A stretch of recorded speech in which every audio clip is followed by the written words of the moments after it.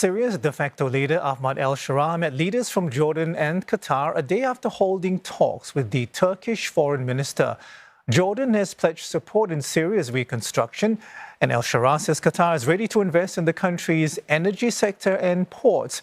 Experts say rebuilding Syria's economy from the ground could take up to $400 billion. But the big question is, how much of this amount are other nations willing to foot? US and EU sanctions leave a host of Western nations out of the question for now. Syria has called for an end to restrictions, but the US says it's too soon, and the EU wants assurance that the new caretaker government is charting a peaceful political path. This leaves the door open to China. Now, another potential key player is Turkey. Its geographical proximity to Syria gives it a strategic advantage. Ankara hasn't been shy about its willingness to play a part in Syria's future. Shares of Turkish construction companies rallied after the fall of Damascus, as analysts say they could lead reconstruction efforts.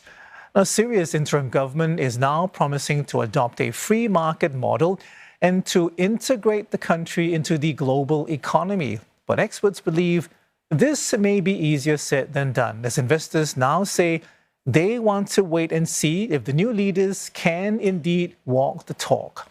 The Syrian economy was worth roughly $67 billion when the civil war began in 2011.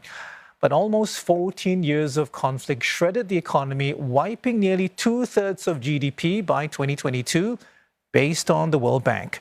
Now, the war also sent the Syrian pound into free fall from 47 to the dollar in March 2011. The currency now hovers between 10,000 and 13,000.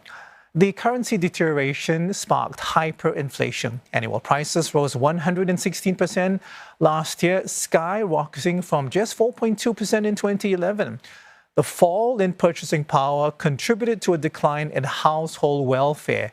Today, 9 in 10 Syrians live in poverty. Nearly 17 million people are in need of humanitarian aid, rising 9% from the previous year in what the UN sees as a sign of a deepening crisis.